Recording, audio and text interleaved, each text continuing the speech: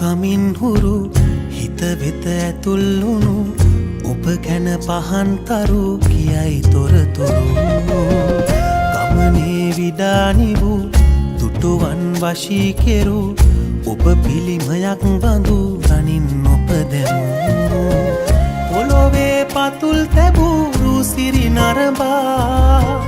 දැනුනේ තොටිල්ලකින් අලවන සේමා